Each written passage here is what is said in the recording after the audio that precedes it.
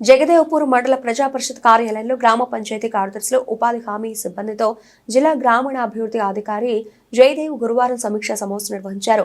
అంతకుముందు మండల పరిధిలోని అలీరాజుపేటలో జరుగుతున్న ఉపాధి హామీ పనులను ఆయన పర్యవేక్షించి కూలీలకు పలు సూచనలు చేశారు. ఉపాధి హామీ కూలీలు పనిచేస్తున్న ప్రదేశంలో నీడ, నీరు, అలాగే ప్రథమ చికిత్స బాక్స్ ఏర్పాటు చేయాలని కార్యదర్శులకు ఫీల్డ్ అసిస్టెంట్లకు ఆదేశించారు.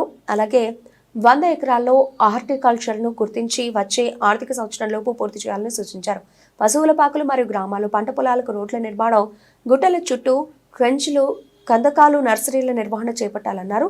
ఈ సమీక్ష సమావేశంలో MPDO Yadagiri, MPO Kaja Moinuddin, APO Shailaja, EC Sudhakar, EGS సిబ్బంది, కార్యదర్శులు తదితరులు పాల్గొన్నారు. అటైనబుల్ ఫిగర్ అంటే ఇది సాధించగలిగేటువంటి సంఖ్యని. ఈరోజు మేము పోయినాం, ఏది అల్రాజ్పేట పోయినా, ఎందుకు నాకు సార్ వట్టిగా శభాషణాలే అని ఆ ఫీల్డ్ అసిస్టెంట్ ఏం చేసిండు, 24 పెట్టి నేను ఎంత పెట్టమన్నా కదా, 25 పెట్టమన్నా 24 పెట్టి. అంటే దాని అర్థం ఏంటి?